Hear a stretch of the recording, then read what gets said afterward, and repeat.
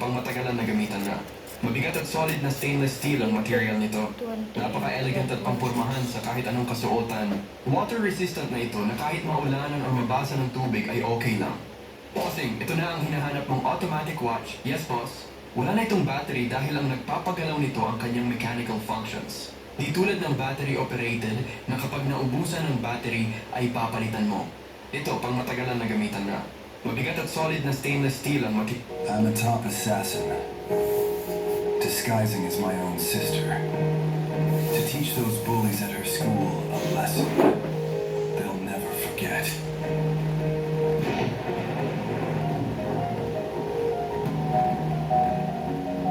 Seeing her in the ICU, unconscious, bruised all over, I finally got it.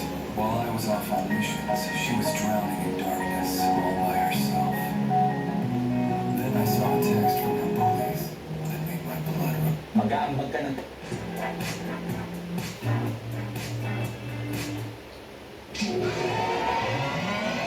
Anak naman talaga na. Kaya paulit-ulit kong sinasabi sa inyo na huwag kayong nagamit ng ganitong klaseng cutting disc grinder. Napaka-delikadong gamitin ito. Kaya paulit-ulit kong sinasabi sa inyo na huwag kayong nagamit ng ganitong klaseng cutting disc grinder. Napaka-delikadong gamitin ito. At kung mapapansin niyo ang posisyon ng pagputol niya, pabaliktad ito. Sapagkat ang pinangkat niya ay yung kabilang side na dapat ang side na ito. Dahil pa-clockwise ang rotation ng disc sa posisyon na ito at ang tapo ng debris ipapalayo sa ito. Pero pag naipit, ay papunta naman sa kanya ang grinder. Patulad nitong makikita niyo. Kaya huwag bara-bara sa paggamit ng grinder dahil lamang ang may alam. At pag alam mo ito, malayo ka sa peligro. Anak naman talaga na. Kaya paulit-ulit kong sinasabi sa inyo na huwag kayong Hindi nag-iisip. Yan ang yung mga hindi nag-iisip. anak naman talaga. Ayan, Kaya naputol. paulit-ulit kong sinasabi sa inyo na huwag kayong nagamit ng ganitong klaseng cutting disc grinder. Napaka-delikado ang gamitin ito. At kung mapapansin niyo ang posisyon ng pagputol niya, pabaliktad ito. Sapagkat ang pinangkat niya ay yung kabilang side na dapat ang side na ito. Dahil ka-clockwise ang rotation ng... Problema ba sa wiring? Tapos tayo na yung magpapa-face wash ka, tapos ganito.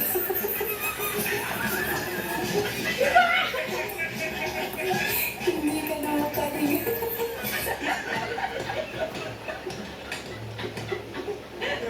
Tapos tayo na yung magpapa-face wash ka, tapos ganito.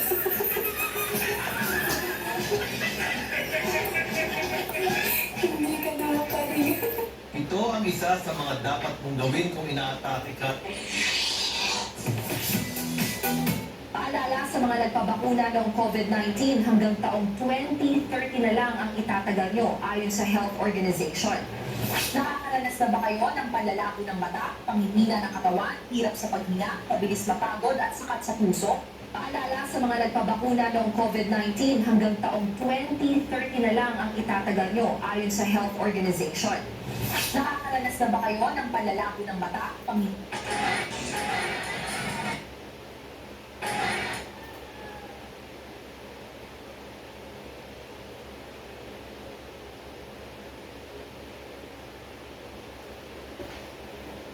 Guys, ano yan dyan lang, gumagamit ng yung saw na may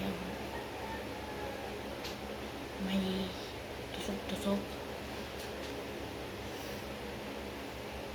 Ano gagawin yan?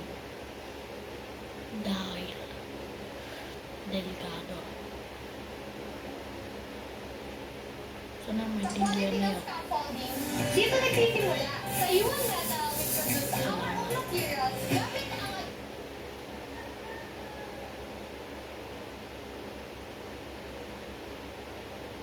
Ano nangyari dyan? Daddy ba namatay? Ha? Ha, Daddy? Ba't namatay? Pero pata. Hindi ka na sure.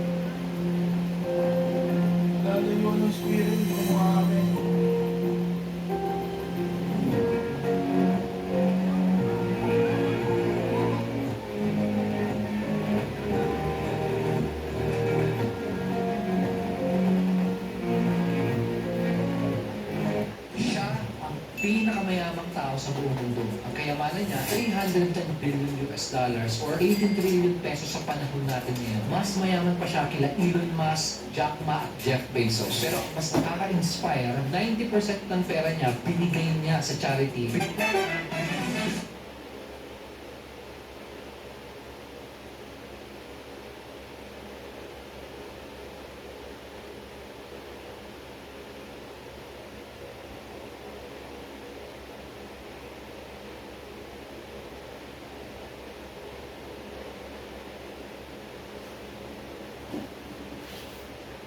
Mga kapamilya, malungkot pong balita, patayan sa babae rider matapos masagasaan ng isang 12-wheeler truck at ng isa pang dump truck dito po sa Ortigas Flyover, gabi po ng Lunes, April 27, 2026. Ayon sa driver ng 12-wheeler truck, patungo siyang Pasig mula Pampanga at may kargang buhangin nang bigla na lang makarinig ng palabog.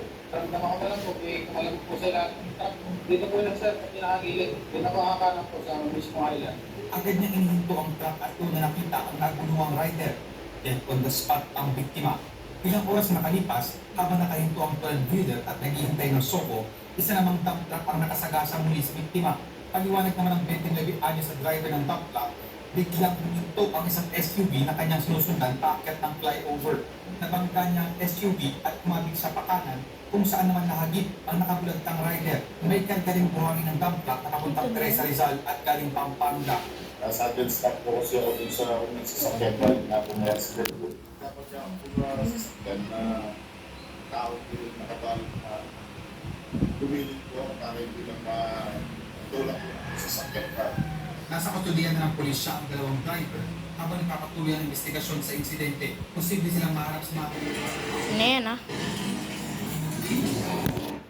Sana nakikita lang.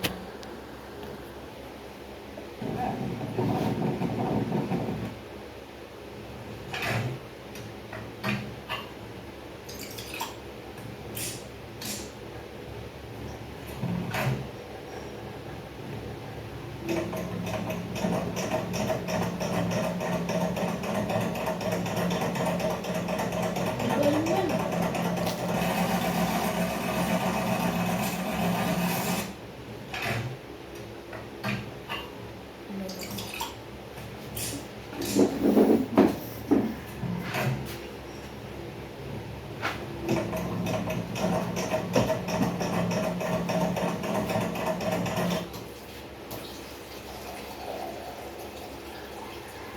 Nahuli na si Zaldico. Bunga ito ng matibay na paninindigan ni Pangulong Ferdinand R. Marcos Jr. na makanagot at makulong ang sinumang sakot. Mayroon akong nais lamang. Maaari bang magtanong? Alam mo ba, matagal na kitang ibig. Matagal na akong naghihintay. Ngunit mayroon ka ng ibang minamahal. Kung kaya ako'y di mo napansin. Ngunit ganun pa man, nais kong malaman mo ang puso kong itong para lang sa'yo. Nandito ako, umiibig sa'yo, kahit na nagdurugo ang puso. Kung sakaling iwanan ka niya, huwag kang mag-alala, may nagmamahal sa'yo. Nandito ko. Mayroon akong nais lamang. Maaari bang magtanong? Alam mo ba, matagal na kitang iniibig. Matagal naghihintay. Ngunit mayroon ka ng ibang minamahal. Kung kaya ako'y di mo napansin, ngunit ganun pa man, nais kong malaman mo ang puso.